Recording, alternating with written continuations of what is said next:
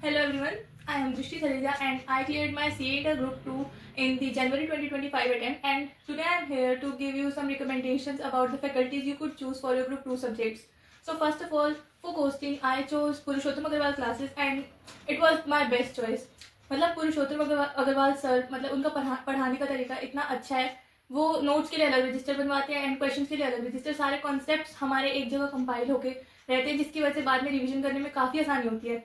And उनका मतलब वो हर क्वेश्चन को A B and C category में कैटेगराइज करवाते हैं, जिससे कि बाद में हमें सिर्फ और सिर्फ कैटेगरी ए क्वेश्चन पे ज़्यादा फोकस करना होता है, जिससे कि मतलब हमारा ये होता है कि हमारे नोट्स तो रिवाइज हो ही जाते हैं, साथ साथ क्वेश्चन जो हमें मतलब कि हमें कौन से क्वेश्चन प्रैक्टिस करने चाहिए वो हमारे ऑलरेडी क्या रहते हैं कि हमें सिर्फ कैटेगरी ए क्वेश्चन प्रैक्टिस करने एग्जाम के टाइम पे.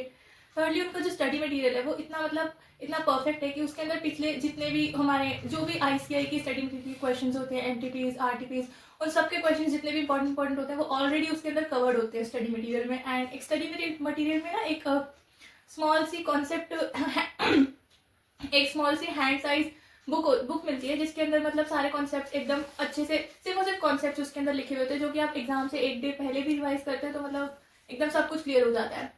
सेकेंडली, मैंने अपनी ऑडिटिंग एंड एथिक्स की क्लास ली थी ऋषभ चंद सर से यूट्यूब से, एंड उनका फास्ट टैग मैंने लिया था. वैसे वो अपनी जो नॉर्मल उनका क्लासेस वाला कोर्स है उसके अंदर वो हैंड रिटन नोट्स भी लिखवाते हैं, मतलब तो उनका जो वो हैंड रिटन नोट लिखवाते हैं उससे क्या होता है कि रिविजन करने में काफ़ी आसानी होती है. एंड उनके कॉन्सेप्ट समझाने का तरीका एंड ऑल बिल्कुल एकदम स्ट्रेट फॉरवर्ड समझाते हैं, मतलब कुछ इधर उधर की कहानियाँ नहीं कि बच्चा ऐसे में स्टैंडर्ड्स में कंफ्यूज हो जाए, ऐसा कुछ नहीं. मतलब हर स्टैंडर्ड का एक पर्टिकुलर तरीका होता है बताने का एंड वो एकदम अच्छे से कराते हैं, no doubt. Third subject that was FMSM की क्लासेस मैंने ली थी. फॉर FM मैंने लिया था संजय सराफ सर से, जिनका मतलब I mean that was also a very good choice of mind. मतलब मैं आप सबको रिकमेंड करूँगी संजय सराफ सर से लेने के लिए CA इंटर ग्रुप 2 के लिए. एंड उसमें क्या होता है कि वो सर हर एक चीज़ मतलब पॉइंट टू पॉइंट जो होता है वो आपकी नोटबुक में नोट मिलेगा आपको. आप जब रिवीजन करने बैठोगे तो आपको ये लगेगा कि ये मैंने कब पढ़ा. हर एक चीज़ हिंदी में, इंग्लिश में, मिक्स लैंग्वेज में वो लिखवा के देते हैं आपको अपने क्लासेस में. मतलब उनका पढ़ाने का तरीका काफ़ी अच्छा है, जो अप्रोचेज वो यूज़ करते हैं एंड क्वेश्चंस, मतलब हर चीज़ डिफरेंट कैटेगरीज ऑफ क्वेश्चंस वो कराते हैं.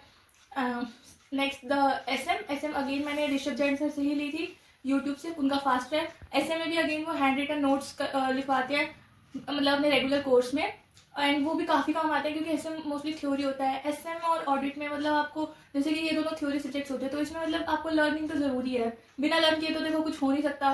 एंड इन सब के अलावा मतलब मैं आपको कुछ टिप्स भी देना चाहती हूँ कि मतलब आपको ग्रुप 2 क्लियर करने के लिए मतलब क्या क्या इंपॉर्टेंट है. जैसे कि आपने क्लासेस ले लिया तो उसके बाद आपको रिवीजन करना बहुत ज़रूरी है. Without revision you can not go, you can not sit in the exam. तो रिवीजन मिनिमम 2 रिवीजन बहुत ज़रूरी है, मैक्सिमम तो कितनी भी हो सकती है. एंड रिवीजन के अलावा अपनी क्लासेस अच्छे से ले रखी होनी चाहिए.